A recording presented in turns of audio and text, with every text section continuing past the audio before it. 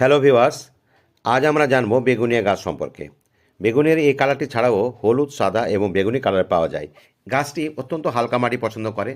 মোটামুটি 25 থেকে 30% মাটির সঙ্গে 30% কোকোপিট, বাকি অংশ কম্পোস্ট দিবেন। সঙ্গে সিংকুচি, নিমখোল, বন্ডাস দিতেই পারেন। তবে গাছটি শীতকালে ফুল দিলেও একটু গরম পড়লেই বাইরে রাখা যাবে না, অর্থাৎ সরাসরি রোদে না রেখে সেরি এলাকাতে রাখবেন। গাছে বেশিরভাগ ফুল পেতে হলে অবশ্যই 19-19-19 অথবা 20-20-20 ব্যালেন্স এনপিকে ব্যবহার করবেন। গাছটিতে যখন ফুল থাকে না তখনও কিন্তু এটা খুব সুন্দর দেখায়, কারণ এর পাতাগুলো এতটাই চকচক করে মনে হচ্ছে তেল মাখানো আছে।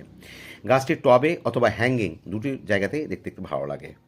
আমার পরে আমি অবশ্যই দেখাবো হ্যাঙ্গিং অবস্থায় খুবই সুন্দর দেখায়। তো বন্ধুরা, আরেকটি ব্যাপার জানবো, সেটা হচ্ছে প্রোপাগেশন, অর্থাৎ চারা করা যায় সিড থেকেও এবং শাখা কাটিং থেকে। তবে নতুন বাগানীদের পক্ষে শাখা কাটিং অর্থাৎ শাখার ডাল থেকেই তৈরি করা সবচেয়ে ভালো। পছন্দ হলে অবশ্যই ফলো করবেন, সাবস্ক্রাইব করবেন ইউটিউব থেকে দেখলে। ভালো